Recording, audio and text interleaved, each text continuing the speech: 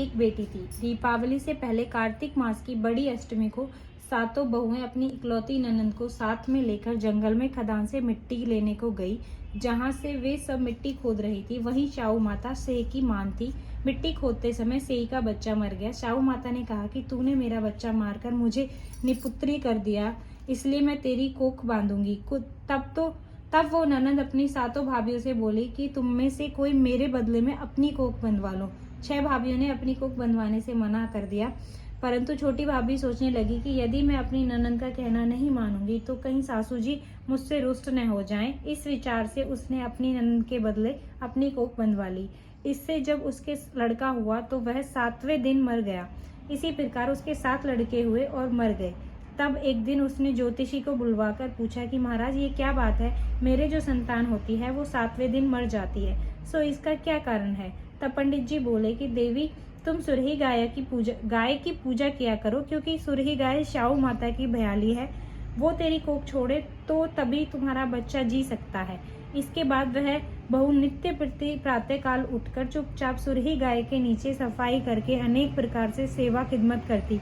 गौ माता यह देखकर साहूकार के बेटे की बहू नित्य प्रति मेरी बहुत सेवा करती है। गौ माता उससे बोली कि तू मेरी बहुत सेवा करती है, इसलिए मेरी आत्मा तुमसे बहुत प्रसन्न है, इसलिए मांग, मुझसे क्या मांगती है। साहूकार के बेटे की बहू बोली कि शाहू माता तुम्हारी भयाली हैं और उन्होंने मेरी कोख बांध रखी है, सो आप कृपा करके अपनी भयाली से मेरी कोख खुलवा दो।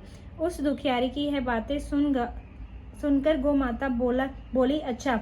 एक दिन गौ माता उसे साथ ले 7 समुंदर पार अपनी भयाली के पास चल दी।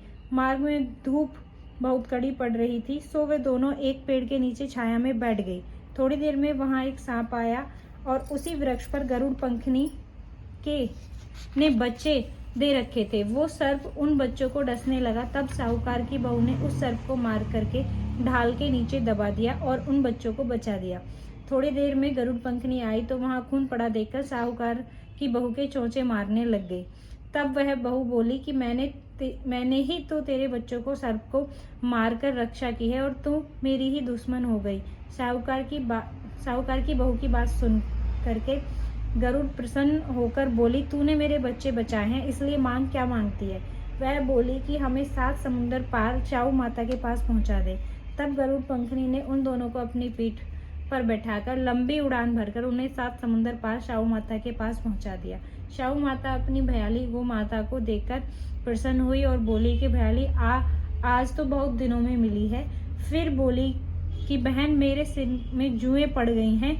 तब सुरही गौ बोली कि मेरे साथ मेरी भक्तनी आई है, ये तेरी सब जुएं निकाल देगी। आज्ञा पाते ही साहूकारनी ने शाहू माता की चुन चुनकर सब जुएं निकाल दी। शाहू माता बोली कि तूने आज मुझे बहुत आराम दिया है, इसलिए मैं तुमसे बहुत प्रसन्न हूँ, सो आज जो चाहे सो मांग ले, मैं तुझे दूंगी।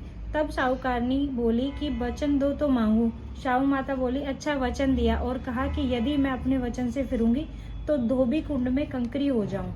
तब साहूकार की बहू बोली कि मेरी कोख तुम्हारे पास बंधी पड़ी है, सो कृपा करके खोल दो।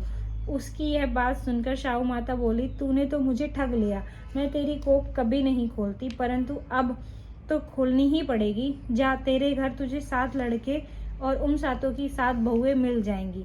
तू घर जा करके मेरे 7 उजमन करियो, 7 अहोई बनाकर 7 कढ़ाई कर दीजो। यह सुन जब यह लौट करके घर पहुंची तो वहां 7 बेटे और 7 की 7 बहुएं घर बैठे मिले। यह देखकर वह बहुत खुश हुई।